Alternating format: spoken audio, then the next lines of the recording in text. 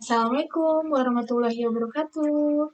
Halo anak-anak, kali ini Bu Cynthia akan menjelaskan materi tentang kebutuhan makhluk hidup untuk tumbuh dan berkembang.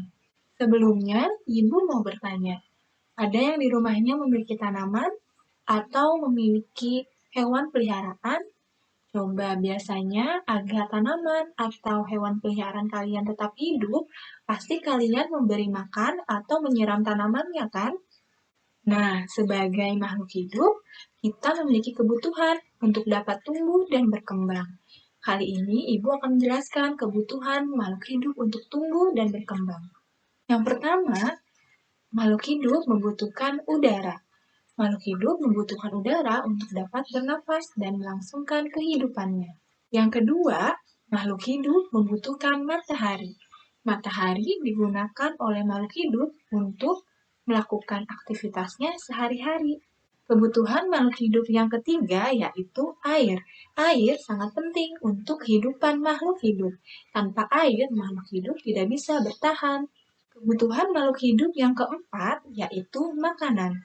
Makhluk hidup sangat memerlukan makanan untuk dapat tumbuh dan berkembang. Misalnya, manusia memerlukan makanan untuk menjadi sumber energi. Begitupun dengan hewan. Hewan juga memerlukan makanan, dan makanan hewan pun bermacam-macam. Ada hewan pemakan daging yang disebut karnivora, ada hewan pemakan tumbuhan yang disebut herbivora, dan ada hewan pemakan segalanya disebut omnivora. Kebutuhan makhluk hidup yang kelima yaitu tempat tinggal atau disebut juga habitat. Makhluk hidup tentunya membutuhkan tempat tinggal untuk dapat berlindung. Misalnya manusia membutuhkan rumah untuk sebagai tempat berlindung. Begitupun dengan hewan. Habitat hewan pun berbeda-beda. Ada hewan yang habitatnya di darat, ada juga hewan yang habitatnya di perairan.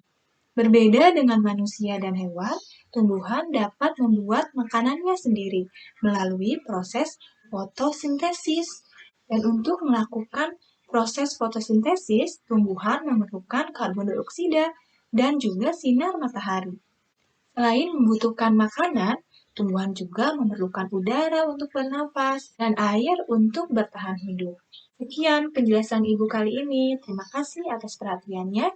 Wassalamualaikum warahmatullahi wabarakatuh.